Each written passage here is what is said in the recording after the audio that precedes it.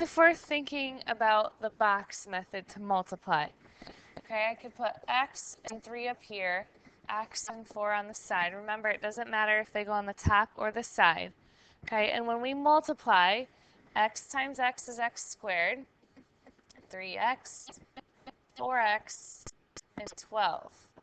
So my trinomial would be this, okay?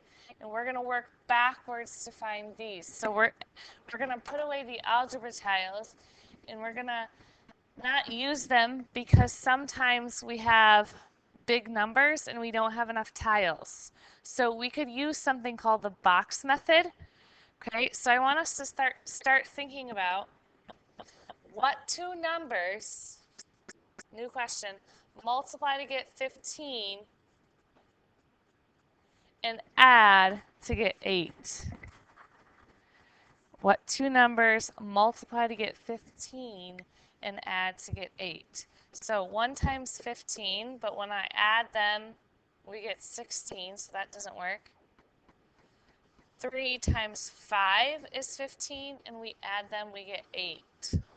So 3 and 5 would be my two numbers here. Okay?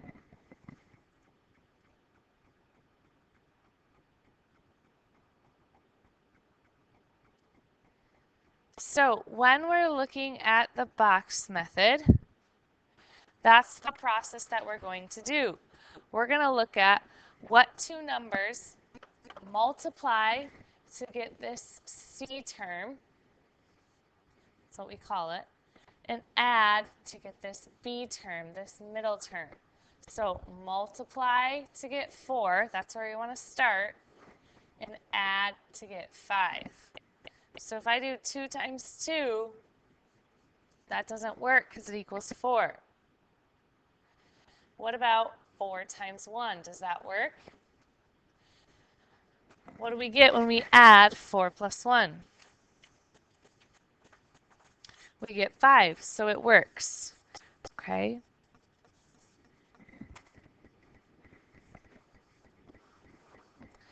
So what we're going to do is think about the box method or your algebra tiles.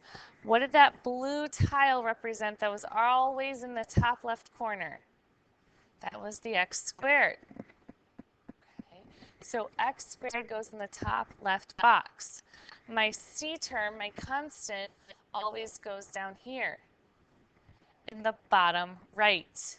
So that would be 4. Okay. Now, these two that I'm recircling again in black, those are what go on my diagonals. Okay, so I'm going to put a 4 here and a 1 here, but then remember, we have to have x's with them. So go back to this box method. Look, I have an x squared in the top left, I have a constant in the bottom right, and I have an x's on my other two diagonals. Okay, so that looks similar like this. X squared in the top left, constant in the bottom right, and then I have my x's on my two diagonals. All right, now, you think back to your algebra tiles. We want to fill in what goes here, here, here, and here. So we want to fill in 4 numbers. Okay, now, you can say what times what will give me x squared, but that's a little bit difficult to think about. So an easier way to think about this is to think about factoring your GCF, just like we did on your test last week. So pulling out a GCF. So look here, I'm going to look at these two, and whatever their GCF is, I'm going to put it here. So they don't share any numbers in common, but what do they share? They share an x. Okay, now let's do the same thing this way. What's the GCF here? And it's going to go there. They don't share any numbers, but they share an x. Now look, x times x gives me this x squared. I could keep going and pull out the GCF from here and put it in this space, or think about the box method. x times what gives us 4x? 4. X times what gives me 1x, or 4 times what gives me 4? That has to be 1. So my two answers here are x plus 4 and x plus 1.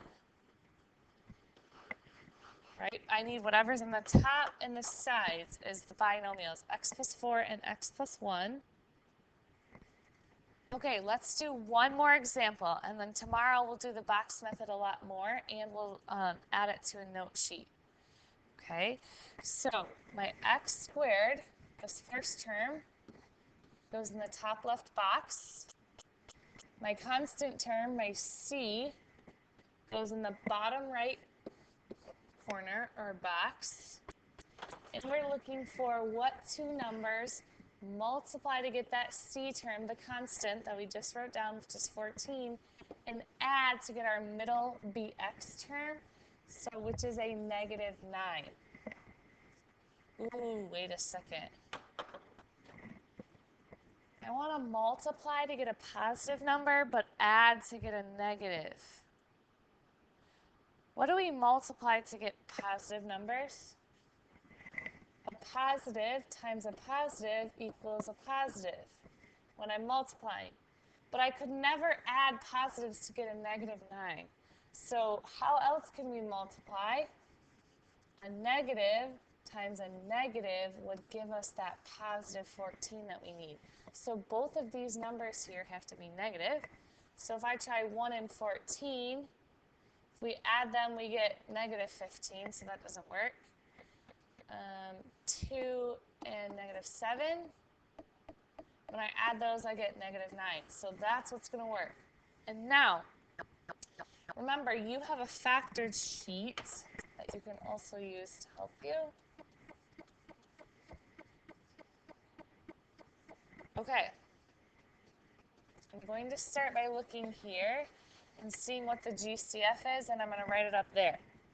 So, x squared and negative 7x. Do they share a number? No, just a variable. They only share an x. Okay, now let's keep going. X times what gives me this x squared here? X times x. Okay. X times what gives me a negative 2x? That has to be a negative 2. X times what gives me this negative 7x? That would be a negative 7. And now let's double check. Negative 7 times negative 2, bam, they multiply to equal 14. So that works. So what are our two answers here? X minus 7, x minus 2. In the order doesn't matter. You could write x minus 2 in your first binomial, your first set of parentheses.